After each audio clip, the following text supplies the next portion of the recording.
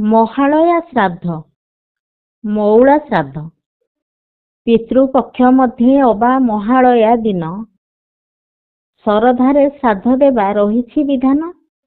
ପିତୃପକ୍ଷ ମଧ୍ୟ ଅବା ମହାଳୟା ଦିନ ଶରଧାରେ ଶ୍ରାଦ୍ଧ ଦେବା ରହିଛି ବିଧାନ। ଶ୍ରଦ୍ଧା ସହକାରେ ପିତୃପୁରୁଷଙ୍କ ଉଦ୍ଦେଶ୍ୟରେ ଯେଉଁ ପିଣ୍ଡ ଦିଆଯାଏ ତାହା ହେଉଛି ଶ୍ରାଦ୍ଧ।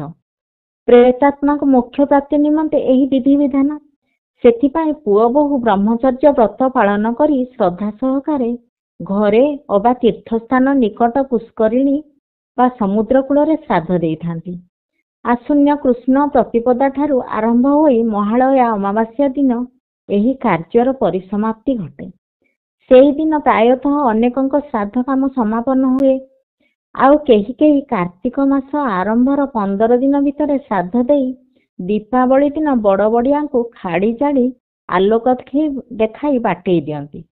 କହିଥାନ୍ତି, ଅନ୍ଧାରରେ ଆସି ଆଲୁଅରେ ଯାଅ, 22 ପାହାଚରେ ମୁଣ୍ଡ ଗଡ଼ଗଡ଼ଉଥାଅ।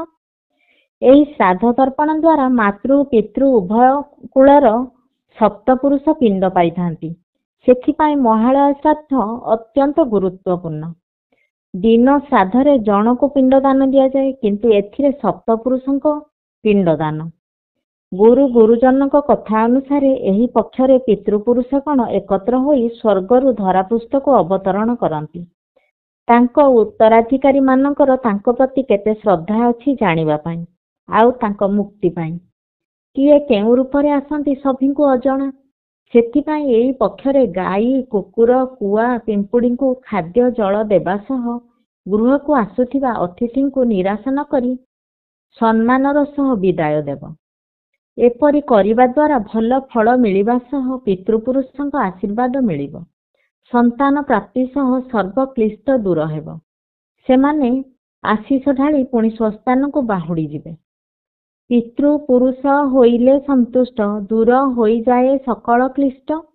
ପିତୃପୁରୁଷ ହୋଇଲେ ସନ୍ତୁଷ୍ଟ, ଦୂର ହୋଇଯାଏ ସକଳ କ୍ଳିଷ୍ଟ।